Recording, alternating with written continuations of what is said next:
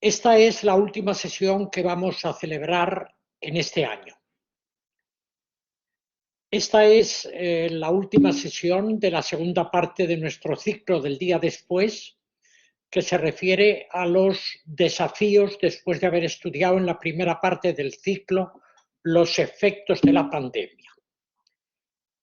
Después de la Navidad, a principio de enero, realizaremos la tercera parte del ciclo. Hoy voy a variar, voy a empezar lo que suelo decir al final, la tercera parte del ciclo que se refiere a las reformas. Hablaremos de algunas reformas fundamentales y es muy posible que tengamos la oportunidad de esto que es una escuela de organización industrial y que depende del Ministerio de Industria, de cerrar este ciclo con una sesión que que nos vaya a dar la propia ministra de Industria sobre la política industrial. Antes de empezar esta sesión, permitirme una cosa que ponen en las películas al final, que es los títulos de crédito. Rafa, Domènech y yo, que hemos organizado este ciclo, quisiéramos agradecer en primer lugar al presidente y a Nieves, la directora de la escuela, su apoyo que hemos tenido en todo el tiempo.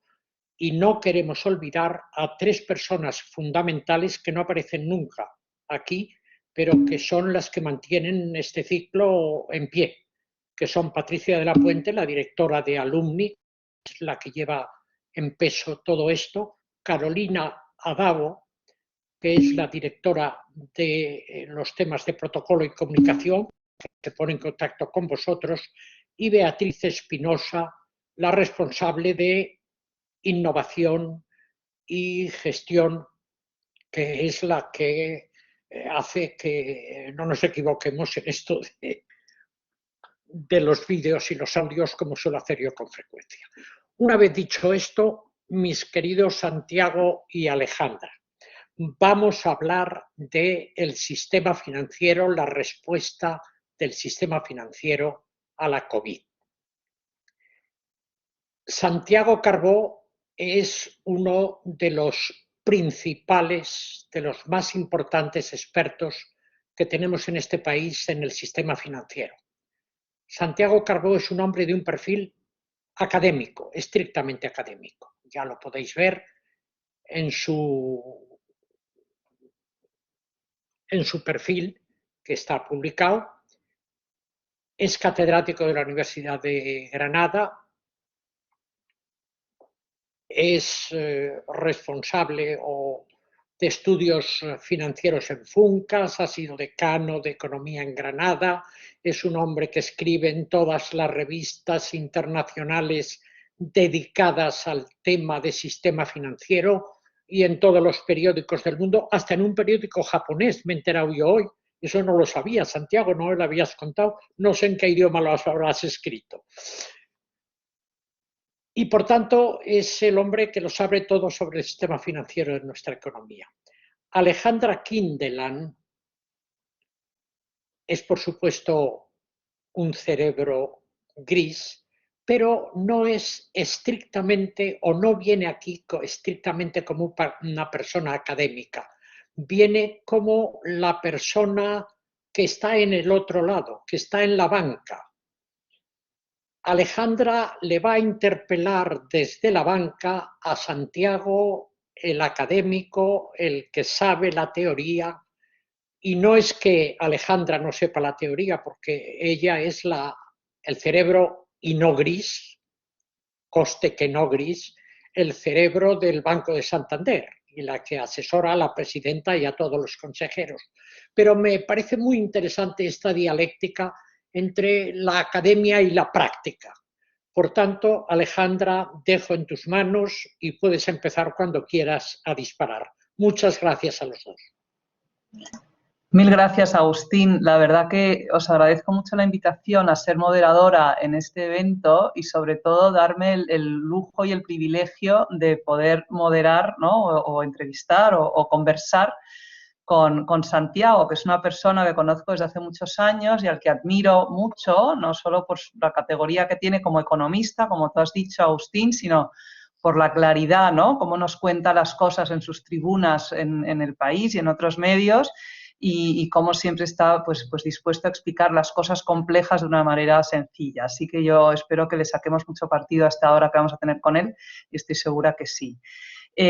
Santiago, la verdad es que la pena es que llevamos años hablando de crisis, ¿no? Bueno, tuvimos una pequeña ventana en la que quizás empezamos a hablar de otras cosas y tú escribiste mucho sobre temas de digitalización y eso que luego podremos hablar, pero lo cierto es que en 12 años el mundo ha tenido que enfrentarse a dos crisis muy severas, ¿no? Y dos crisis que además pues la primera, por supuesto, una crisis financiera en la que sí el sector financiero fue protagonista para mal, lamentablemente, que luego derivó en otras cosas más complicadas, crisis de deuda soberana, etcétera.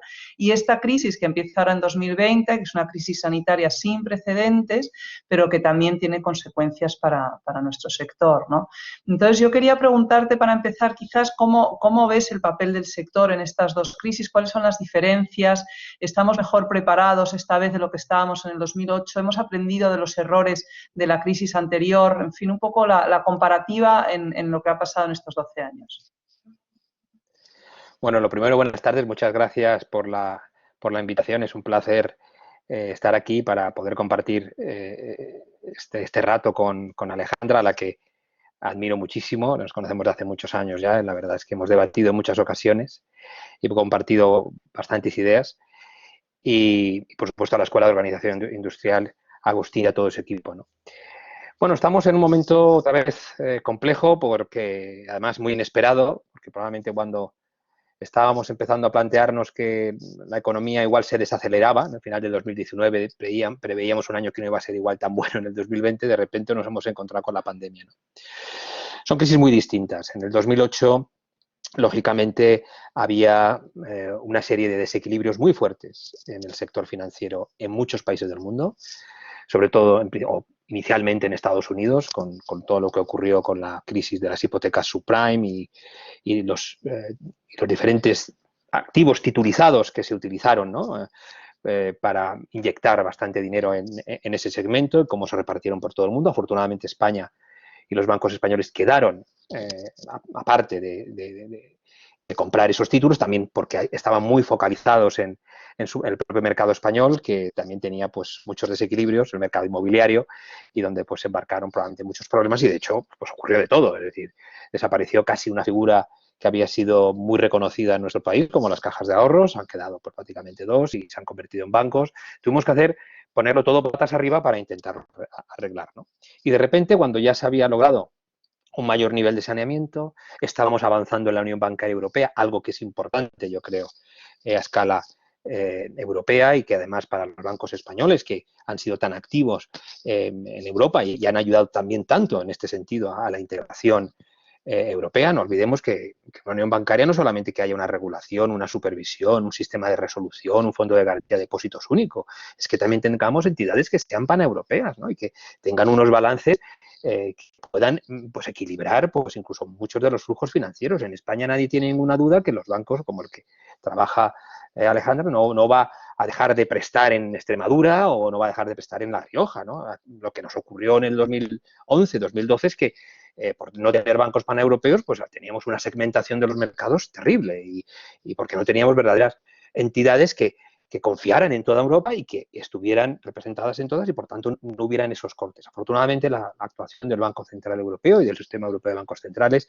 muy acertada desde el 2012 hasta el día de hoy, pues lógicamente ha ayudado mucho a corregirlo. Entonces, el sector estaba empezando a ver la luz con retos de largo plazo importantes, como los de la digitalización, en un entorno absolutamente imposible, como son los tipos de interés negativos, verdaderamente imposible, porque lógicamente ahí es muy difícil mantener márgenes e intentar hacer una rentabilidad, muy penalizado ya en bolsa por esa razón, pero al menos se veía pues que se podía hacer frente a esos retos. Y nos hemos encontrado con esta pandemia que no ha tenido nada que ver con el sector financiero, todo lo contrario, el sector financiero es el que está manteniendo la liquidez y el crédito, también gracias a los avales y garantías que se han puesto por parte de los estados, pero tienen un papel mucho más proactivo, y ahora lo importante es que el sector pueda mantener esa capacidad con una actuación de los gobiernos que dé continuidad a lo que se ha hecho hasta ahora, incluso reforzarlo. Quizás nuestro país no ha hecho tanto, probablemente hablemos de eso en algún momento, es decir, ha ayudado a las empresas, ha ayudado a las personas, pero quizás haga falta algo más, porque lo que no deseamos para nada es que dentro de 6 o 8 meses, si esto continuara, esperemos que no, la vacuna nos da una cierta perspectiva positiva, pues que lógicamente tengamos problemas serios de morosidad empresarial que se traduzcan en morosidad bancaria, que es lo que no queremos para nada, porque evidentemente nos generaría un alargamiento, una extensión de la crisis de una manera importante. Yo creo que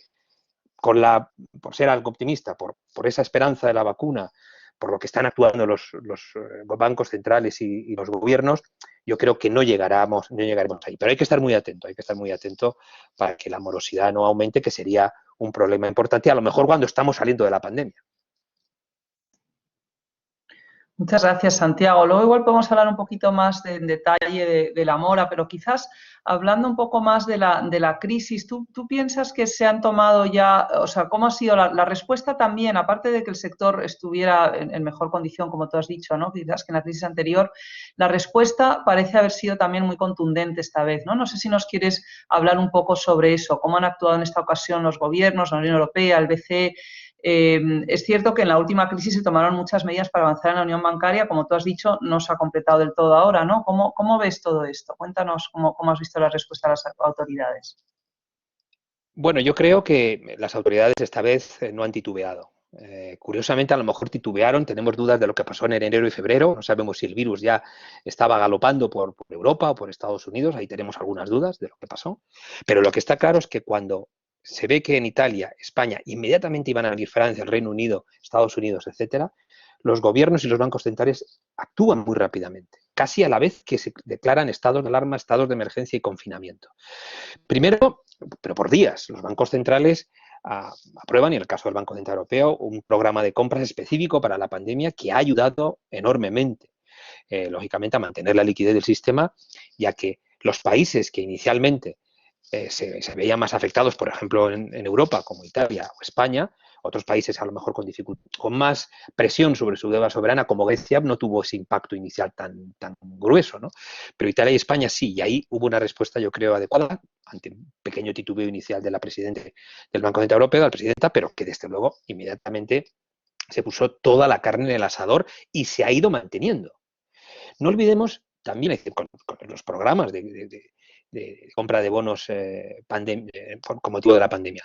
No olvidemos también que las autoridades supervisoras, quizás porque el esfuerzo que había hecho el sector financiero de elevar su capitalización, que se ha elevado considerablemente, en particular en algunas entidades que han tenido que reforzar su capital por ser sistémicas, etcétera, y también porque se había hecho un esfuerzo muy importante de saneamiento en provisiones en los últimos años, que por eso nos ha pillado más fuertes, ha pillado al sector financiero más fuerte, pues por eso el regulador, el supervisor también tuvo la vista de decir, bueno, no pongamos ahora muchas trabas regulatorias, aligeremos esa carga supervisora regulatoria para que el crédito pueda fluir y esa liquidez pueda fluir, porque si no, por mucho que intentemos crear liquidez a través de las compras de bonos sistémicas, vamos a tener la dificultad de los bancos teniendo dudas sobre cómo les va a afectar a sus niveles de capitales propios, ¿no? Entonces, ahí también se actúa adecuadamente. Y luego los gobiernos, que a los días, porque prácticamente en paralelo, decidieron pues acometer un gran programa de gasto fiscal de diferente tipo, con diferentes pesos en diferentes países. En algunos países ha sido muy notable, bastante más considerable que en España, como es el caso de Alemania, como es el caso de otros países nórdicos, incluso Francia o el Reino Unido, aunque no llegan al nivel de Alemania, o Estados Unidos, que también, a pesar de tener una administración quizás no tan clara, o por lo menos que no tuviera una apuesta tan decidida por el gasto público, también se decidió. También la Reserva Federal, lógicamente, y otros bancos centrales apoyaron esta actuación muy claramente. Entonces se han hecho, pues lógicamente lo primero, había que mantener la cadena de pagos de la economía, la liquidez. Si se obligaba a cerrar a las empresas por el confinamiento, por los problemas que tenían y para evitar cadenas de impagos dentro del sector empresarial, inicialmente pues se aprobaron una serie de medidas En el caso de España, fundamentalmente fueron los avales del ICO, pero en otros sitios ha habido desde el inicio algunas ayudas directas e incluso ayudas de capital.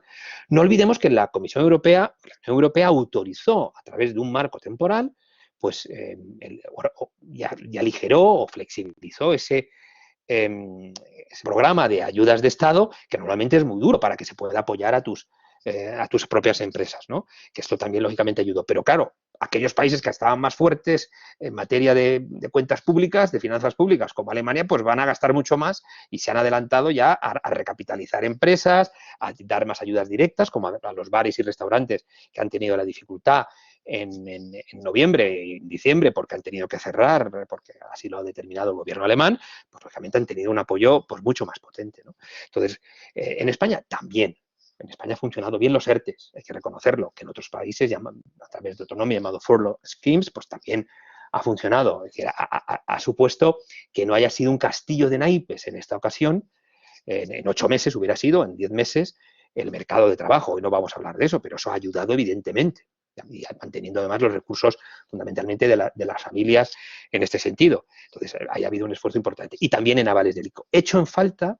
Y esto ahora quizás es un debate que tiene que venir y que los economistas creo que tenemos que potenciarlo, porque esto no termina con la vacuna necesariamente, aunque haya recuperación. Hecho en falta más ayudas en capital, hecho en falta más ayudas directas y desde luego el mantenimiento, todo lo que haga falta de moratorias, ERTES y avales del ICO, lógicamente apoyando sobre todo a empresas, o fundamentalmente o únicamente a empresas solventes y empresas que tengan futuro, es decir, sectores que estén en declive no tiene sentido, o empresas, pero creo que el esfuerzo hay que redoblarlo, porque si no nos encontramos con problemas graves, no olvidemos que nuestro país tiene un gran peso del sector turístico, donde además los bancos lo conocen bien y por tanto saben dónde pueden reforzar esa financiación y por tanto estamos más afectados porque tenemos sector turístico, pero también me preocupa que diferencialmente otros países apoyen más a sus empresas y entonces nosotros tengamos alguna dificultad adicional luego también a medio plazo. Entonces hay que mantener las ayudas, se ha hecho mucho, hay que celebrarlo, pero no se puede caer en la complacencia y hay que reforzar en la medida de lo posible en nuestro país, que es un poco el debate que tenemos hoy, ¿no? Sí, es que además, como tú dices, ¿no? El tejido productivo nuestro es muy especial en el sentido que tenemos un peso de pymes mayor a lo mejor que otros países europeos, ¿no? Y tenemos concentración en sectores que son especialmente vulnerables en esta crisis, ¿no? No sé si hay algo que pienses que se puede hacer. O sea, sobre todo de cara al año que viene, donde pensamos pues eso, que cuando se acaben estas muletas que le hemos dado al sistema entre todos, ¿no? Y lo has descrito todo muy bien y de manera muy clara, todas las ayudas que se han dado y que se están dando, pues bueno, yo creo que ha sido una buena noticia que se hayan ampliado los ICOs, etcétera, pero no sé si tú piensas hay algo más, algún mecanismo adicional de apoyo a las pymes, de apoyo a su solvencia, digamos, que se pueda ir articulando, ¿no? Sí, desde luego lo más importante es controlar la crisis sanitaria, Alejandra. Esto yo creo que es crítico. La crisis sanitaria hay que controlarla, depende por supuesto, de la responsabilidad individual, pero también de la gestión acertada del gobierno y de las comunidades autónomas. Y en otros países de sus gobiernos. Porque no solamente los errores o las imprecisiones o incluso las contradicciones se han producido en el gobierno español, que aquí han sido marcadas, pero en otros sitios también, porque es un virus nuevo. Entonces, es fundamental. Para mí es fundamental que en el verano recuperemos una buena parte de la actividad del turismo. Yo creo que 2 años seguidos con una actividad del turismo como hemos tenido en este año, no digo que recuperemos la del 2019, la del 2019 que esa va a estar bastante más tiempo, pero una vuelta razonable al turismo, para lo que en primavera tenemos que tener certezas sanitarias y económicas para que se pueda empezar a ver reservas y se pueda funcionar la parte de la economía que aún no ha despegado, porque hay otras que ya están empezando a despegar, pues se reanime claramente, porque otro verano no se puede perder. Pues eso nos marca un plazo. Primero, hacer una buena gestión sanitaria y una buena gestión económica. Y desde luego apoyar a las empresas al menos hasta ese tramo. Y si esto hace falta que sea algo más de tiempo para algunas, pues también. ¿En qué sentido? Pues quizás, aparte de lo que sea renovar los avales del ICO y la liquidez que entra por el ICO, que desde luego es necesaria, desde luego quizás hay algunas empresas que ya no solo liquidez lo que necesitan es algún instrumento de capital, reforzar su capital. De esta crisis nosotros tenemos que aprender, se ha aprendido con respecto al anterior, ¿eh? El sector empresarial español ha reforzado su capital, pero quizás aún dependemos demasiado de los recursos de terceros, de la deuda, lo cual nos hace más vulnerables. Las empresas que lo van a pasar peor son las que están más endeudadas, son las más vulnerables en este momento, independientemente de que su actividad se recupere. Hombre, si se recupera más mejor, pero van a tener dificultades porque no la podrán recuperar al 100%. Entonces necesitamos instrumentos de capital. ¿Cómo? Pues préstamos participativos, tendremos que ser imaginativos. El sector financiero tendrá que participar en este contexto. Tendrá que participar en este contexto porque conoce bien a las empresas. Lógicamente, él no puede aportar el capital, tendrán que ser, me temo, programas públicos como ya se está empezando a hablar y se ha hecho en alguna empresa grande, alguna empresa, alguna aerolínea, etcétera, algún apoyo importante. Pero habrá que hacerlo más, de una manera más consolidada y más generalizada, como está, no digo a todas, pero donde haga falta, como está haciendo Alemania ya desde hace muchos meses y otros países desde hace muchos meses. Y yo no descartaría ayudas directas. Lo siento, a fondo perdido. Es un coste importante. Hay que ver a quién. Pero hay pequeñas y medianas empresas que se le hace esto o desde luego no puede. Es decir, habrá que ver en qué parámetros, cómo. Pero esas ayudas directas son necesarias ya, porque con lo que tenemos igual no es suficiente. Sé que este es un tema complicado, pero igual que se creó el ingreso mínimo vital, que es una buena idea para estas épocas críticas, no sé si es tan buena idea para siempre, sin incentivos, pero para ahora apoyar a las personas es muy importante. No olvidemos que las empresas son las que mantendrán o generarán empleo a partir del verano o de esa fecha que estamos diciendo. Y si no lo mantienen, tendremos un problema también de las personas. Y también, incluso, como he dicho, de la mora empresarial y de otros problemas. Por tanto, es muy importante que reforcemos esos mecanismos y los ampliemos, y además con credibilidad y creyendo que van a ayudar, no arrastrando los pies, que yo creo que nos ha faltado hasta ahora un poco. Es verdad, porque tenemos una restricción presupuestaria. No hemos hecho todos los deberes de consolidación fiscal en estos años y, claro, ahora tenemos la duda si llegaremos al 125% del Producto Interior Bruto en términos de la pública, a 130 o a más. Y eso es algo que nos está presionando. Pero, desde luego, es necesario porque hay que salvar la actividad económica y empresarial de nuestro país para evitar males mayores. Sí, estoy totalmente de acuerdo, Santiago. ¿Cuánto te preocupa la mora? Has mencionado la mora, ¿no? ¿Piensas que se pueden tomar medidas preventivas para prevenir un poco o limitar el repunte de mora? ¿Piensas que tenemos las herramientas en el sistema para gestionarlo de manera rápida? ¿O qué herramientas adicionales podemos necesitar? Háblanos un poquito de eso. Bueno, los datos que hace unos días, no sé si ayer o anteayer, publicó el Banco de España, ¿no? Yo creo que el Banco Central Europeo, sobre la situación de las empresas no financieras españolas, ¿no? Y que el 10% pues ya estaba en una situación prácticamente imposible o muy difícil, y lo que puede venir nos adelanta que la mora va a aumentar. Es verdad que por las diferentes medidas paliativas y de retraso, y porque la mora lleva su tiempo para emerger, pues hasta ahora no lo hemos notado, ¿no? Me preocupa si la pandemia dura mucho más o no hay un control sanitario, porque entonces supondrá que ese porcentaje que el Banco de España, por ejemplo, es un estudio muy interesante que recomiendo que se lea, porque es la información que necesitamos los economistas.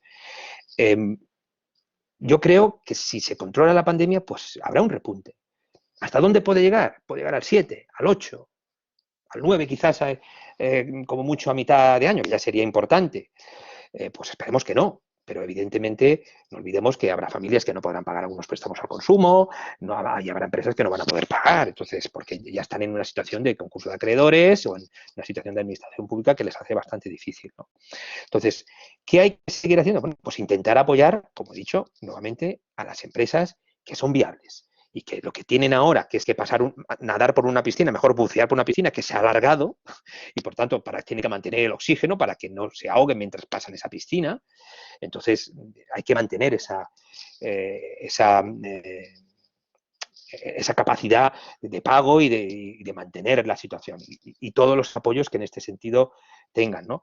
Yo creo que en la medida de lo posible habrá que ayudar a las entidades financieras también a poder modular ese control de la mora, que sobre todo en aquellos momentos en los que sí, a lo mejor hay plazos que han pasado los 3 meses o han pasado los meses que sean en un momento determinado, y entonces ya tiene que pasar la mora. Pero si se sabe que ya esa empresa de alguna manera ya está empezando a funcionar y que va a hacer frente a sus pagos en brevedad, bueno, pues yo creo que los supervisores que siguen muy de cerca tendrán que ser, en ese sentido, mostrar flexibilidad. No significa que mantengan, no estoy hablando en el caso de España, de bancos zombies o de bancos que tengan problemas. Yo no estoy pidiendo eso. Estoy pidiendo que, lógicamente, haya una flexibilidad por parte del regulador y supervisor, que ya está con el otro gorro ayudando en materia de expansión de la compra de bonos, tiene que ayudar también, en la medida que pueda, a mantener la estabilidad financiera. Y la estabilidad financiera pues se hace, lógicamente, ayudando en la medida que sea posible y lo permita esa contabilización de la mora, y luego, bueno, afortunadamente las entidades financieras españolas parten de unos niveles de saneamiento mucho mayores que en el 2008 o 2010. Esto va a ayudar, es decir, pueden absorber en su panza, como ya no en su panza, quiero decir, porque en su balance ya han hecho un esfuerzo importante, algunos de los grandes bancos dotando unas provisiones muy importantes. Es decir, hemos tenido ya una actitud proactiva de las entidades sin tener aún la mora presente. Es decir, y por tanto esa actitud cautelosa viene bien, ¿no? Es decir, que de dotar, etcétera, y yo creo que serán barreras que deben ser suficientes y, repito, nos quedan unos meses de lo peor de la pandemia. Deben ser suficientes, que es en lo que estamos trabajando. Hace 6 meses éramos muy negativos, ahora ya con la vacuna, y ya se habla un poco de la tercera ola, pero la tercera ola tiene que llegar, tenemos que ver, hay que ver si llega tan grave y qué se puede hacer. Hemos aprendido cierta gestión económica, es decir, no hemos cerrado todo ahora y hemos controlado la pandemia muy rápidamente. Por eso parecen los datos que tenemos, aún hay que hacer un esfuerzo adicional, pero se ha controlado rápidamente. A lo mejor la de enero o febrero, si no es tan grave, pues igual podemos también hacer una gestión económica sin cerrar todo, y eso puede ayudar, sobre todo para tener una primavera más clara. Yo creo que con eso debe ser suficiente, seamos optimistas. Es decir, es que si no, verdaderamente lo único que nos falta es bueno, cerrar tienda. Es decir, que creo que debemos tener cierto optimismo y ser proactivo, más que llorar sobre leche derramada, ¿no? Se viene, yo creo, que al sector financiero y se viene a todo con ya llorado de casa para, lógicamente, ser proactivo. Sí, desde luego en el sector yo creo que efectivamente somos conscientes de que aún quedan meses difíciles o trimestres difíciles, pero bueno, que ya se ve la luz al final del túnel y ya empezamos a hablar de recuperación, ¿no? Entonces te quería preguntar también cómo ves el papel nuestro, el papel de nuestro sector en esta salida de la crisis y en la recuperación, y en concreto también cómo ves el papel que podemos jugar en el marco de los fondos Next Generation, ¿no? Que ahora también pues es un reto muy grande para nuestro país, pero también una oportunidad enorme, ¿no? Y en el que yo creo que el sector financiero pues puede jugar un papel, pero quería escucharte a ti, Santiago, ¿qué piensas? Sí, gracias, Alejandra. Yo creo que es un tema muy importante que no había salido, porque al final al principio habíamos hablado de la acción de los gobiernos, y una parte que ha reaccionado muy bien en esta ocasión es la Unión Europea. No sé si se lo agradeceremos con el tiempo a la señora Merkel, a su actitud, probablemente mucho más constructiva que la que tuvo el premier holandés en algún momento, que también al final aceptó. Vemos que también hay algún ruido con algunos países del este, pero parece que va a salir adelante, y es un apoyo enorme, sobre todo a los países que tienen más dificultades, y sobre todo a España. A Italia también y a otros, pero sobre todo a España. Es decir, nosotros vamos a recibir una serie de fondos, ya vengan como transferencias o vengan como préstamos que tendrán un coste muy bajo, vienen 140.000 millones de euros, más todo el apoyo en fondos SURE, etcétera, que también van a suponer. España ha tenido una experiencia muy exitosa siempre en gestionar fondos europeos. Desde el año 86, con los fondos estructurales, con los fondos de cohesión, España ha dado un salto en 34 años. No estemos bailando eufóricamente, no estoy diciendo eso, pero ha funcionado. España los ha utilizado razonablemente bien. Ahora, evidentemente, nos vienen con una intensidad durante 5 o 6 años enorme, enorme. Es decir, es mucho dinero. Mucho dinero que debemos aprovechar bien. No debe ser una oportunidad perdida.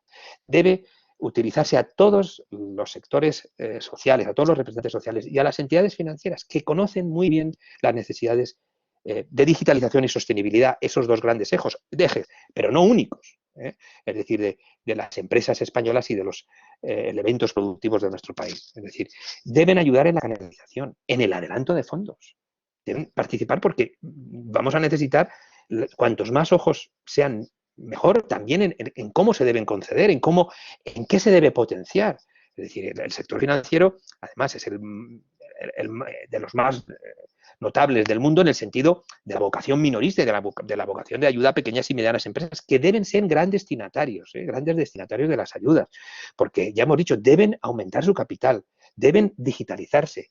Las grandes empresas están digitalizadas, hay que ayudarles más, pero son las empresas pequeñas las que tienen que participar. Y ahí es donde puede jugar un papel la banca, que además creo que debe jugarlo en materia de la financiación y el apoyo que sea necesario, adelantando en este contexto. Yo creo que además es un volumen tan grande que habrá que canalizarlo a través también del sector financiero. Tiene un papel muy importante. El otro día tuve el honor de coordinar un evento online del Banking Lab de CUNEF y de la Fundación AEB, en la que hablamos de esto, en la que estuvo la secretaria de Estado de Economía y de Apoyo a la Empresa, estuvo Miguel Gil, que es una de las personas más importantes dentro de la Comisión Europea para en este ámbito de los fondos de reconstrucción, los Next Generation EU, y se destacó muy importante el papel de los bancos en este contexto, porque evidentemente estamos hablando de un flujo financiero, es un cañón que no nos había llegado nunca. Entonces no puedes prescindir ni de la capacidad de canalización que puedan tener los bancos o de apoyo a la financiación, pero también sobre todo del conocimiento de la realidad empresarial y de la realidad productiva del país, que es la que hay que potenciar en este momento con esos fondos, y que sean fondos que, repito, puedan llegar y sean muy aprovechados. Porque si los aprovechamos bien, dentro de 10 años esta pandemia habrá sido una pesadilla sanitaria y, por supuesto, humana para mucha gente, pero probablemente nos habremos olvidado de lo peor. Pues sí, me encanta oírte, la verdad, porque así lo vemos también nosotros desde el sector. Una oportunidad importante también de colaboración público-privada, ¿no? De todas las empresas, sí, sector financiero y otros, para efectivamente pues transformar el país y darle un empujón, acelerar también cambios que venían y que pues ahora yo creo que tenemos la oportunidad de hacerlos más rápido, ¿no? Y hablando de cambios y de aceleración, pues claro, esta pandemia también nos pone presión al sector en el sentido de que los desafíos que ya teníamos antes de la pandemia, por ejemplo, un entorno de tipos de interés muy bajos o incluso negativos, ¿no? La presión sobre los márgenes, etcétera, sobre capacidad, bueno, en fin, todo esto, pues evidentemente va a más, ¿no? Con una situación económica tan complicada, y ya tenemos, pues yo creo que la visión de que los tipos de interés van a seguir siendo negativos durante mucho tiempo, y estamos empezando a ver cómo estas presiones en rentabilidad pues están también llevando a algunas operaciones en el sector, ¿no? ¿Por qué no nos hablas un poco de eso, Santiago? ¿Cómo ves estos retos que ya conocíamos de antes y en qué medidas han acelerado y cuál es el impacto de eso en nuestro sector?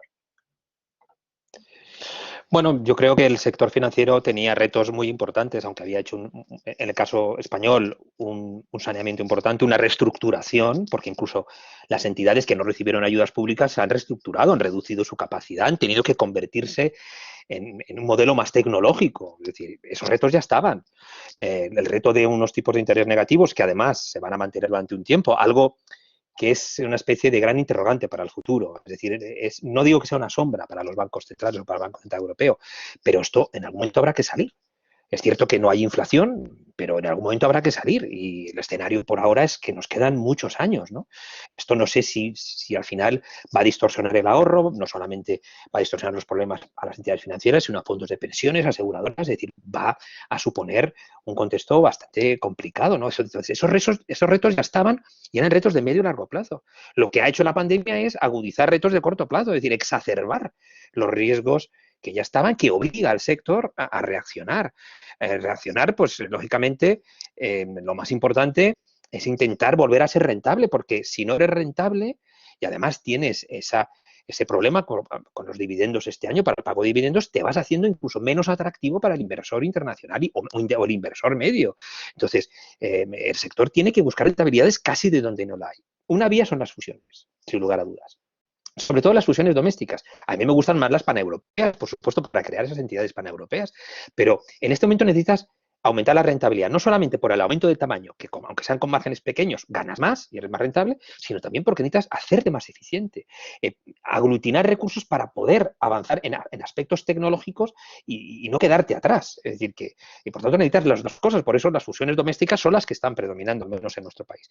No tengo claro que sea la solución definitiva, porque sin un modelo de negocio mucho más tecnológico, en el que además tengas que mantener durante bastante tiempo también una presencia en sucursales. Es un equilibrio muy difícil, pero mientras no sea un modelo tecnológico o con un modelo de negocio, repito, que se acomode más a una situación competitiva que tiene una gran amenaza con las tecnológicas, sobre todo con las grandes tecnológicas, que están en una situación de ventaja, porque ellas no quieren depósitos. Los depósitos son los grandes traidores de la regulación. Es decir, porque hay que proteger al depositante, entonces es cuando viene toda la regulación de blanqueo de capitales, de fondo de garantía de depósitos, de solvencia, de liquidez, de cumplimiento normativo, de todo lo que tienen que hacer las entidades financieras, porque fundamentalmente es porque tienen depósitos. Pero es que nos hacen falta los depósitos. También es bueno que el Banco Central Europeo ya ha despejado que no vaya a tener, que el euro digital no suponga depósitos en los bancos centrales, porque entonces ya desde luego no sé cómo vamos a tener un sistema financiero que luego canalizará crédito, ¿no?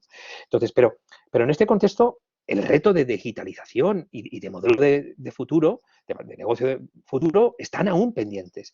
Es decir, ¿es más oportuno hacer fusiones o solamente fusiones, o también necesitas adentrarte con mucha potencia en el ámbito tecnológico para competir con esas grandes tecnológicas, Google, Amazon, Alphabet, Amazon, etcétera, que tienen superioridad en inteligencia artificial a día de hoy, pero ojo, no cuentan con los datos, cuentan con los datos nuestros, por supuesto, de redes sociales, de Amazon de nuestras compras, Google de nuestra geolocalización, de nuestras búsquedas, pero no tienen el tesoro que tienen los bancos, que son los datos financieros, que es verdad que ahora, con la nueva normativa PSD2 y Open Banking, tienen que compartirlos, algo que también habrá que reequilibrar, hoy no da tiempo a eso.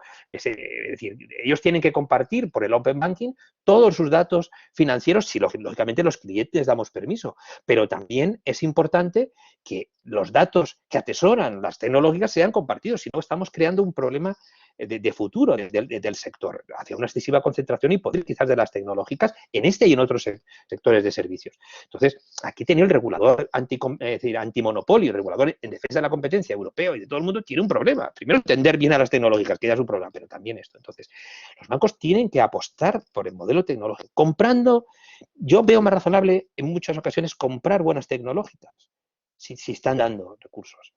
Si hacen falta fusiones también, yo no digo que no, pero la fusión solo es a corto plazo. Tu modelo tecnológico es si tú lo adaptas. Entonces, comprar tecnológicas, invertir más en ingeniería de datos, etcétera, ese es el modelo que tú tienes que seguir. Porque yo creo que los bancos siempre serán mejores financieros que las tecnológicas. Y esta es una ventaja que tienen que mantener los bancos. Las tecnológicas manejarán muy bien la inteligencia artificial y, por supuesto, nos traerán cosas muy buenas como han traído. Pero los buenos financieros están en el sector financiero y, por tanto, los mejores productos los diseñará el sector financiero. Muchas gracias, Santiago. Están empezando a llegar preguntas del público, lo que me hace mucha ilusión. La verdad que como moderadora siempre hace mucha ilusión ver un público activo. Y de hecho, Rodrigo Bermúdez estaba preguntando justamente por eso, ¿no? Cómo la baja rentabilidad de los bancos, nuestra baja capitalización bursátil en este momento, etcétera, nos deja expuestos un poco a posibles competidores como las fintech, las big tech, como acabas de hablar. En Asia hablaba él también, ¿no? Fuertes competidores que vienen también de allí, efectivamente, WeChat, etcétera. Y cómo vemos la innovación en el modelo de negocio, cómo habrá que cambiar, igual que han cambiado otros, retail, Amazon, turismo, Airbnb, igual que han cambiado otros. Has hablado un poco de eso, pero no sé si ahora, a la luz de esta reflexión también de Rodrigo, quieres avanzar alguna idea más sobre este tema de la innovación en banca. Bueno, yo desde luego creo que, muchas gracias Rodrigo por la pregunta, gracias Alejandra por transmitirla. Yo creo que entiendo que con las fusiones y acertando con un modelo de negocio, es decir, aquí el gran reto para mí de la banca española es 20 años después que unos bancos, y todos sabemos cuáles, decidieron hacer una expansión por Latinoamérica y Estados Unidos y otros países, también el Reino Unido, etcétera. Fue una estrategia de éxito que permitió un empujón enorme y un modelo de negocio rentable. Hay que reinventarlo. Ahora ya la expansión internacional no es suficiente. Es decir, ahora hay que pensar en un modelo tecnológico. Esa es la clave. El modelo tecnológico va a requerir, lógicamente, unas inversiones importantes. Y por tanto las inversiones importantes atrayendo capital nuevo o generándolo tú a través de una mayor rentabilidad. Y por tanto tienes que entrar en un modelo de negocio, primero, o tener una estructura, ser más grande, que es casi lo inevitable, porque además tus grandes competidoras del futuro probablemente son las Big Tech. Esas son las grandes del futuro. Por tanto, a mí no me parece mal que la banca se vaya haciendo más grande. De hecho, de eso escribía en El País. Es decir, a mí el problema, yo no voy a hablar del modelo de medición de la competencia de hace 20 años. A mí lo que me preocupa es dentro de 5 años cómo será el modelo de la competencia en el sector bancario. Entonces, el sector financiero está también, de alguna manera, no creando su Airbnb o su Booking o su Amazon, pero está readaptando el modelo de negocio. Las apps en este momento son mucho más potentes que hace 2 años. Y yo creo que lo que tiene que pensar el sector bancario español es cómo idear muchos Bizum.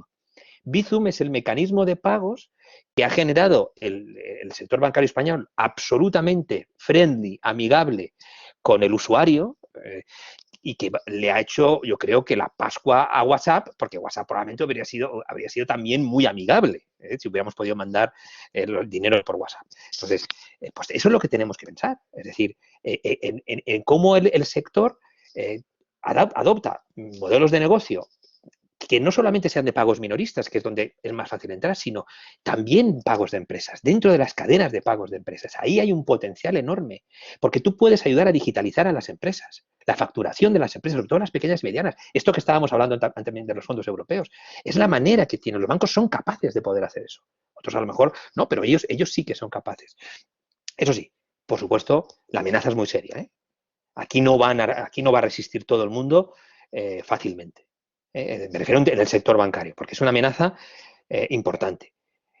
La amenaza se podría atenuar si los Big Tech comparten sus datos y no son capaces de desarrollar modelos financieros, de producto financiero tan potente. Sí. Si los bancos y las Big Tech son capaces de hacerse alianzas interesantes, también. También es importante. Pero no haciendo nada o haciendo poco, el modelo de negocio no mejora. Entonces, yo creo que el sector financiero español aún va a tener que ver procesos en ese sentido de reestructuración, etcétera, porque igual no todos pueden, no todos pueden. Pero, ojo, no es suficiente. Para mí hay que adentrarse muy claramente en el modelo de digitalización para competir para lo que se viene, pero también porque son nuevos productos que tú puedes generar. Sobre todo, en donde más debes crecer es en productos de digitalización a empresas. Porque los otros van a llegar. Todos tenemos un smartphone. Bueno, hay que seguir haciendo cosas, pero ese es el que más hay que potenciar. Sí, como tú dices muy bien, ¿no? Y hay retos de todo tipo, ¿no? Desde homogeneizar la regulación bueno, al poder seguir invirtiendo en tecnología, etcétera, ¿no? Y ante esos retos, otra pregunta que nos llega también de Mario Cantalapiedra. ¿Piensas que vamos a ver fusiones bancarias transfronterizas en el 2021? Ya se han empezado a ver movimientos a nivel nacional, aquí, desde luego, y en otros países, pero ¿crees que habrá transfronterizas y participarán bancos españoles en ellas? Gracias, Mario, por la pregunta. Nos seguimos en las redes sociales. Yo aún lo veo difícil, las fusiones transfronterizas. De todas maneras, a lo mejor esta buena pregunta sería para que la despejara Alejandra, ¿no? Porque ella probablemente, si hay algún banco, si hay un listado de 3, pues probablemente su banco pueda participar, ¿no? Pero yo ahora no veo mucho apetito. Tienes que aportar valor al accionista. Y entonces, en una fusión bancaria transfronteriza, vale, puedes ganar tamaño. Eso te permite, aunque con estos márgenes, ganar tamaño, pues te permite ganar una rentabilidad, cierto, de acuerdo. Pero tienes que hacer algo más. Y no puedes reducir costes tanto porque no hay tantos solapamientos. Habría muy poco, quizás te puede quedar con alguna unidad que haya de algún banco extranjero en España, etcétera, pero no tienes mucha posibilidad. Está habiendo algunas fusiones bancarias transfronterizas, pero verticales, ¿no? De plataformas, de gestoras, de depositarías, ¿no? Pero no está en Europa, pero no está habiendo en grandes operaciones, podemos ir de banca minorista o de banca de inversión, es decir, con bancos como pueden ser el BNP, Deutsche Bank, o Commerzbank, Santander, BBVA, Caixa. Eso aún yo lo veo un poco difícil, repito, incluso para el 2021, porque aunque es el Banco Central Europeo el que siempre está diciendo que se hagan, pero tienen que aportar valor al accionista. Es decir, si no aportan valor al accionista es que no será fácil. Si hay varias, seguro que hay bancos españoles participando. Eso lo tengo claro. Pero aún lo veo improbable, pero si la hay, estoy convencido que sí. La verdad es que, como tú dices, todavía quedan cosas por hacer, ¿no? No tenemos una unión bancaria, no tenemos un fondo de garantía de depósitos único, nos faltan muchas cosas. Es un reto grande, gestionar un banco en distintos países europeos. Nosotros ya lo estamos, de facto, somos un banco relevante en distintos países vosotros europeos. Ya tenéis la experiencia hecha, la curva del aprendizaje la tenéis hecha. y el coste de cumplir con la regulación por ejemplo, de protección al consumidor, que no está armonizada, o de anti-money laundering, que tampoco está armonizada, etcétera. Se están dando pasos ahí. Yo creo que la Comisión tiene la idea de ir también integrando, ¿no?, estas áreas que favorecerán las fusiones. Pero estoy totalmente de acuerdo. Tengo más preguntas, yendo ya a la parte más macro, ¿no? Mariano Muñoz lleva tiempo con la mano levantada y nos ha pasado su pregunta, que es sobre la deuda española, si es sostenible o hay un riesgo de impago en pocos años. No sé ni, en fin, me da hasta miedo hacer la pregunta, pero yo no lo creo, ahora contestas tú. Y también me pregunta sobre deuda perpetua, ¿no? Y si es posible, si se contempla la deuda perpetua y qué consecuencias tendría a largo plazo de ser así. Bueno, la deuda española ha ganado en insostenibilidad en los últimos 12 años, que teníamos un nivel de menos del 40% del Producto Interior Bruto en el 2008. Qué época aquella, ¿eh?, cuando éramos felices. Yo no creo que haya un riesgo importante de impago. Por varias razones, de corto plazo, desde luego por el apoyo que hay de bancos centrales, etcétera, y por la demanda que parece fuerte de la deuda española. Ahora bien, si no crecemos, si crecemos menos que la deuda en los próximos años, sí que podemos tener un problema. La gran solución para la deuda española es crecer más que la deuda. Es decir, no nos habíamos preocupado mucho hasta el 2019, porque es verdad que creció mucho, pero sobre todo creció hasta el 2012-2013. Luego ha sido. Pero si la deuda sigue creciendo a un ritmo mayor que el crecimiento de la economía española y sigue, por tanto, pesando cada vez más en el PIB, entonces sí que nos podemos poner en una situación seria. Yo creo que hay una idea entre los partidos políticos que a veces hay que criticarles mucho porque no están enfrentando algunas de las realidades de la economía española, como la falta de sostenibilidad de las pensiones, o los pagos de los funcionarios, etcétera, o el gasto público, o la reforma necesaria de la administración. Pero yo creo que sí que hay una voluntad de los partidos políticos que comparten que la deuda pública española no puede seguir creciendo. Ahora lo tiene que hacer por las circunstancias tan extraordinarias que estamos, pero no puede seguir creciendo. Entonces, yo creo que es importante que seamos conscientes que ahora había que hacerlo, pero luego hay que ponerse con un plan serio que yo creo que Europa nos lo reclamará. A cambio, no como una medida de una troika, pero nos lo reclamará diciendo, oiga, usted haga reformas para que usted no se cree una mochila que no pueda, con tantas piedras que no pueda llevarla dentro de unos años. Yo hoy no veo un riesgo importante de impago.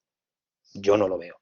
Ahora, con el tiempo, si no somos capaces de superar los retos y tener una recuperación fuerte, con un control mejor de las cuentas públicas, pues sí que podríamos tener a medio plazo algún problemilla. ¿Vale? Bueno, la deuda perpetua, que también se la planteó la Comisión Europea, creo que también pues es una opción. Habría que ver qué demanda existe, ¿no?, para ella, ¿no? Pero que no sea una vía de hacer crecer la deuda y que no sea una vía de relajación para los políticos y para los gobiernos de no hacer las cosas. Por supuesto, si hay apetito por una deuda perpetua, vale, pero porque, bueno, un país o una entidad, una empresa que tiene diferentes tipos de modalidades de deuda, evidentemente es más creíble, más potente, ¿no? Pero habría que ver el apetito que existiría para un crecimiento importante de esa deuda perpetua en nuestra España. Y desde luego, repito, tendría una consecuencia negativa si es para relajar en el corto plazo la restricción presupuestaria y no volver a una senda de rebajar déficit y de bajar deuda con el tiempo. Un programa creíble de rebaja de deuda, claro. Sí, señor. Muchas gracias. Tengo alguna pregunta más, pero veo que ha aparecido Agustín en pantalla. No sé si, Agustín, quieres hacer tú alguna pregunta también. No, es que como te he visto... ¿Puedo hacer alguna pregunta o puedo dejarla para el final? Santiago, has dicho muchísimas cosas que me interesan, pero hay dos que me interesan mucho. Una es, no queremos morosidad, que las empresas con morosidad peguen esa morosidad a los bancos. Pero podremos evitarlo. ¿Por qué? ¿Por qué es mi pregunta? En la crisis anterior era claro que los bancos, la banca, la mitad del sistema bancario, las cajas, por decirlo así, por simplificar, habían prestado mal. Había que arreglar a las cajas, había que arreglar al sistema. Ahora el sistema está fundamentalmente arreglado.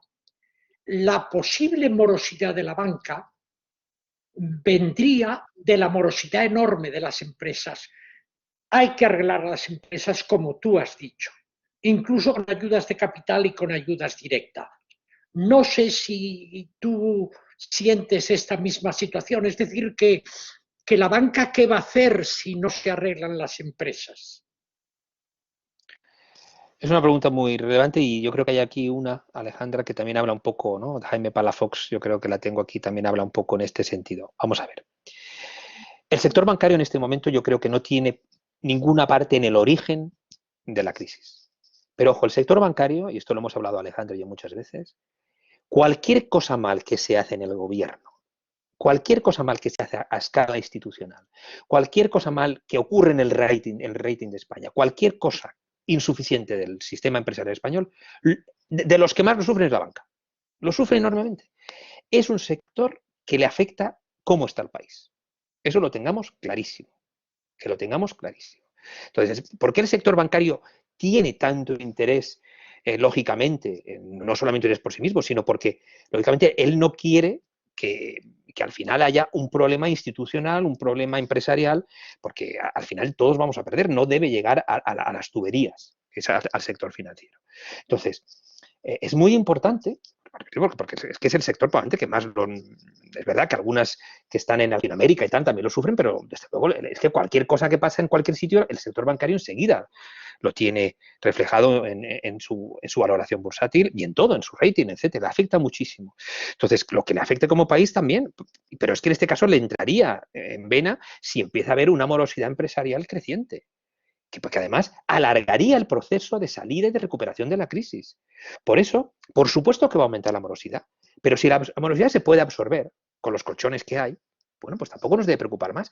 Hay caídas, es decir, hay recesiones, valles en los ciclos económicos que los bancos saben que van a llegar y tienen que absorberlo con sus provisiones, etcétera. Eso no es un problema. En este caso será más grave, claro, ese aumento de la morosidad, que a lo mejor que una recesión de 2 trimestres solo, pero eso no significa que tenga que ser un problema. Entonces, hay que ayudar más al sector empresarial porque, sobre todo, si vemos la luz al final del túnel, deben llegar a esa luz para que esa morosidad, pues repito, no se dispare, porque lo que menos queremos es un problema adicional en el sector financiero. Entonces, por eso hemos dicho que hay que hacer más, desde ayudas directas, ayudas de capital, y el mantenimiento del programa actual del ICO, de avales del ICO, moratorias, si lo que haga falta, es decir, lo que sea necesario, pero que también se piense que hay que ayudar a las empresas, pero que también no olvidemos que hay que ayudar a la cadena de pagos y al buen funcionamiento del sistema financiero, también en todo lo que se idee, ¿no?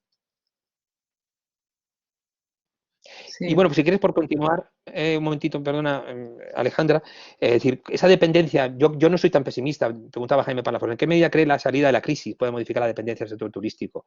Pues puede, pero para eso necesitamos innovación, necesitamos gastar bien los fondos europeos. Perdona que me he adelantado yo, Alejandra. Necesitamos digitalizarnos, necesitamos hacer más innovación, más ciencia, creer más en el sistema nacional de ciencia, que nuestras empresas que no se dedican al sector turístico pues crezcan más. Es decir, hace falta una diversificación. De todas maneras, la sobreexposición que había al sector inmobiliario era distinta. Yo creo que este no es el caso. España siempre será un país turístico, también un país de construcción, pero aquello fue una sobreexposición excesiva, ¿no? Sí, seguramente es totalmente es cierto. Sí. Una pregunta que creo que es muy interesante, cambiando un poco de tercio también, que nos manda Pablo Hernández, ¿no? Sobre el tema de la España vaciada y en qué medida podemos buscar soluciones para evitar la exclusión financiera, ¿no? Él habla de la supervivencia de las entidades pequeñas más arraigadas. Es cierto que cuando vemos el mapa financiero en España, pues muchas veces los competidores fuertes que tenemos, las grandes entidades, son los locales, ¿no? O sea, casi región a región, o a veces incluso pueblo a pueblo, estás compitiendo con entidades pequeñas muy arraigadas, y eso yo creo que es una parte pues sana de nuestro sistema, ¿no? Pero por otro lado, pues quizás los retos de rentabilidad son grandes. Pero bueno, queríamos escucharte a ti, sobre todo, Santiago, sobre ese punto, y a lo mejor también cosas que estemos haciendo, que podamos hacer también los bancos, ¿no? Para ayudar a la España vaciada, que yo creo que se han estado tomando medidas, y luego puedo comentar alguna que hemos propuesto nosotros, pero será interesante escuchar. Bueno, yo creo que evidentemente tener entidades locales, entidades financieras locales, de hecho hay dos cajas de ahorros, hay cooperativas de crédito, cajas rurales que están muy focalizadas en determinadas zonas del país, en determinados territorios que tienen poca población y que a todos nos preocupan y que por supuesto tienen un papel no solamente en dar servicios, sino también en la sana competencia que tiene que haber allí, ¿no? Pero bueno, también hay entidades financieras más grandes que están presentes en muchas de estas localidades, a lo mejor no en la más pequeña, que a lo mejor tampoco ya queda ninguna, ¿no? Entonces, desde luego hay que evitar la exclusión financiera. Y una vía desde luego es el mantenimiento de servicios mínimos. Yo he visto que se han abierto cajeros, ¿no?, en determinadas zonas. Se habilitan otras posibilidades, pero la digitalización tiene que ser una buena respuesta. Digitalización en general, de la España vaciada también, y digitalización financiera, las dos cosas. Dice, qué bien, pues nada, que tengan que hacer solo smartphone, ¿no? Bueno, yo no estoy diciendo eso porque también necesitarán otro tipo de servicios y de recursos que se podrá habilitar con menos carga a lo mejor de lo que ahora supone en algunos casos, que había muchas oficinas también a lo mejor en la España rural que a veces no tenían sentido, salvo porque había una promoción inmobiliaria de la zona, etcétera, ¿no? Pero por supuesto hay que mantener unos servicios mínimos razonables. Pero desde luego, si este país necesita algo, es digitalizarse más. Y digitalizarse es en todo, es decir, no solamente financieramente, en todo. Y debe llegar debe llegar la capacidad de wifi, de conexión a cualquier lugar remoto de nuestro país, porque es la forma de participar en el sistema económico de nuestro país para que esa España vaciada no sea una España excluida. Lo que tiene es que si quieren vivir en poblaciones con menos habitantes, no pasa nada, pero tienen que tener esas oportunidades y eso se logra con digitalización. Si hay digitalización, es muy fácil, nosotros tenemos un estudio que lo demuestra, que cuando las personas se digitalizan financieramente también. Entonces será mucho más fácil. Ahora sí, por supuesto, necesitarán facilidades, es decir, facilities, es decir, cajeros, necesitarán algunas oficinas relativamente cercanas porque hay gestiones que a lo mejor digitalmente no se pueden hacer. Y bueno, yo creo que por lo menos ha entrado, ¿no?, en la estrategia de las entidades financieras españolas, no solamente en las pequeñas, que desde luego tendrán un papel muy importante que hacer, y tendrán que poner en valor ese negocio. Tiene que seguir siendo rentable, también para las pequeñas. Es decir, tiene que buscar modelos de negocio que no sé si pasarán por digitalización, etcétera, pero también que les permita mantenerse abiertas ahí, ¿no? Pero creo que las grandes opciones, es decir, están con la digitalización y también con el mantenimiento de recursos básicos. Y creo que está, repito, en las estrategias de las entidades. Es decir, en ese sentido sí que se llamó la atención de las grandes empresas, en general de la sociedad española y también de los bancos, cuando se habló de la España vaciada, cuando se habla de la España vaciada. Santiago, mil gracias. Son las 8:02. Agustín, no sé, estoy bajo tu tutela. No sé muy bien si seguimos con alguna pregunta más o lo vamos dejando, lo que tú me digas. Estás en mute, a ver. Si hay alguna pregunta más interesante del público o crees tú hacer una pregunta más, fenomenal. Y si no, cuando tú quieras, me cedes la palabra. Pues yo mi última pregunta, Santiago, que me encantará escucharte, que nos digas cómo ves la reputación del sector, porque es algo que nos preocupa, la verdad, que nos ocupa también, ¿no? Y que bueno, queremos pensar que esta crisis en la que, como tú has dicho bien, el sector yo creo que ha sido parte de la solución, pues ojalá nos ayude a recuperar, ¿no?, esa reputación que la verdad que en la crisis anterior pues sufrió tanto, ¿no? Y quería escucharte a ti cómo nos ves ahí y si piensas que hay algo más y mejor que podamos hacer. Gracias, Alejandra. Como se dice, me alegro que me hagas esa pregunta. Hombre, yo creo que hay elementos a favor. También hay algún problema, pero hay elementos a favor. Primero, las entidades son conscientes que tienen que mejorar su reputación. Yo creo que no estaba antes en el horizonte eso y ahora sí. Tienen equipos de public policy, equipos de relaciones institucionales que lógicamente marcan también la agenda del banco, incluso la agenda comercial, para que se ganen reputación. Que no se valora aún adecuadamente por la sociedad en su conjunto. Yo creo que esta crisis puede ayudar. Puede ayudar porque la financiación ha llegado, la reacción del sector ha llegado, estaba además saludable o más saludable y eso ayuda más, es decir, no ha sido un lastre. Y esto tiene que mejorar en la reputación. Yo creo que el sector quizás debe seguir mejorando en cómo comunica, ¿no?, las cosas que hace. Debe explicar bien pues, su sistema de precios, su sistema de comisiones, que se está mejorando. Ahora hay mucha más transparencia porque incluso hay competencia en eso, pero quizás aún haya que mejorar de alguna manera, ¿no? Yo creo que al sector no le ha favorecido pues todas las sentencias y todos los problemas que hubieron con las cláusulas del suelo, con el uso de tipos de interés de referencia al mercado hipotecario. Esas sentencias no le ayudaban. Quizás cualquier diseño en el futuro hay que pensarlo mucho. Ahora yo creo que se hace para que no vuelva a haber un problema con las cláusulas suelo, etcétera. Es cierto que a veces yo no he entendido algunas medidas, algunas decisiones judiciales que las respeto completamente, pero que a veces no se entendían completamente porque había como una cierta animadversión. Yo no digo por los jueces, pero en general por la sociedad española, que creía que todo era pues problemático en el sector, ¿no? Y el sector tenía culpa, en parte, o responsabilidad, porque venía del 2008 en el que se vieron muchos problemas, se vieron muchos errores, se vieron incluso algunos aspectos poco éticos, ¿no? Está claro, pero eso no significa que todo el sector sea así.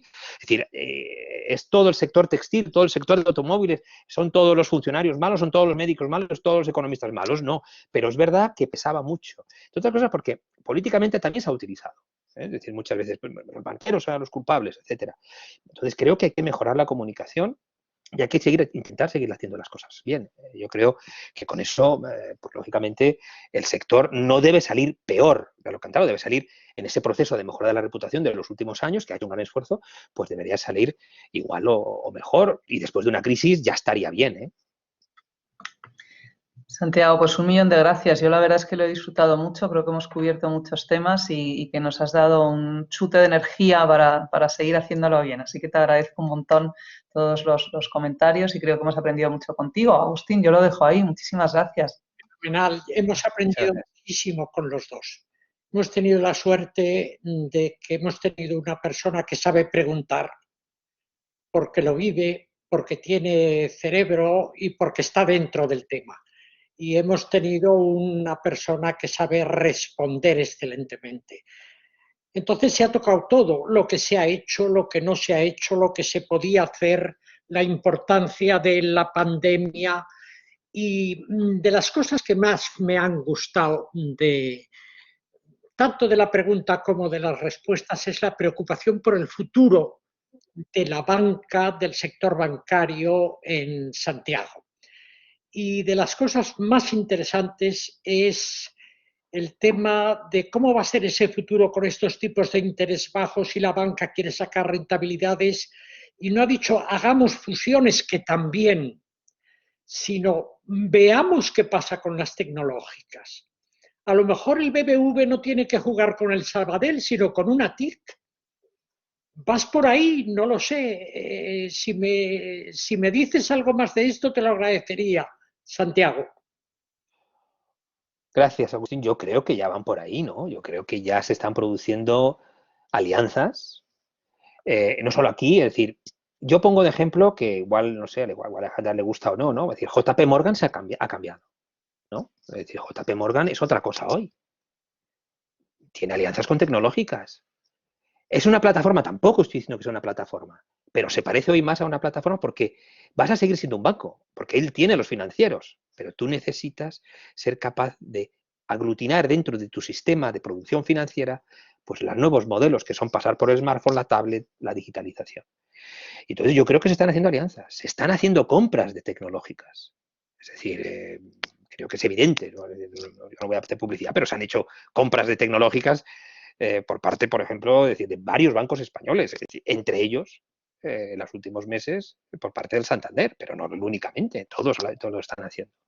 Porque están adoptando modelos de éxito para poder ampliar también su gama de productos. Porque lo que yo estaba diciendo es que tú tienes que adentrarte, es decir, tienes que resolver problemas, te tienes que convertir en alguien que resuelva problemas, a las pymes. Tienes que ayudarles a facturar, tienes que ayudarles en la gestión de cobros. Es decir, eso es la capacidad que tienes que desarrollar. Y entonces, si tú no puedes solo, tendrás que aliarte, porque en fusión no va a ser fácil, entre otras cosas, porque tienen mucho dinero las tecnológicas, cuidado, que pueden comprar muy, y ellos yo creo que no quieren los depósitos, pero sobre todo en que tienes que aliarte con ellas o comprar aquellas empresas que te den valor dentro de tu función de producción, como llaman los economistas, que en este caso la función de producción, la de los bancos, es la buena para el tema de los flujos financieros, pero hay que buscar nuevas canalizaciones y puedes hacerlo, yo creo.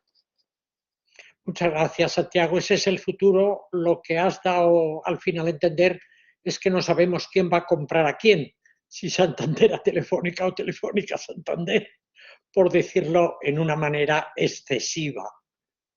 La regulación no atrae a Telefónica ni a las telefónicas, yo creo, ¿no, Alejandra? Creo yo.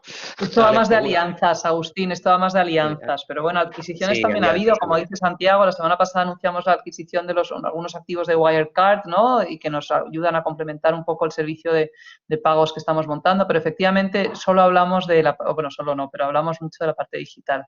Es lo más importante ahora mismo. Os agradezco muchísimo a los dos porque todo esto son ideas nuevas y sobre todo ideas de futuro, ideas de futuro. Muchísimas gracias, Alejandra, muchísimas gracias, Santiago, y muchísimas gracias a todos los que han estado oyendo. Os damos vacaciones porque ha sido muy intenso esto. Hasta después de Navidad, el día 14 de enero empezamos con las reformas y probablemente terminará la ministra de Industria cerrando nuestro ciclo. Muchas gracias. Muchas gracias a vosotros. Gracias a Santiago y gracias a Agustín. Muchas gracias, Agustín. Buenas noches, Alejandra, a todos. Buenas noches. Gracias.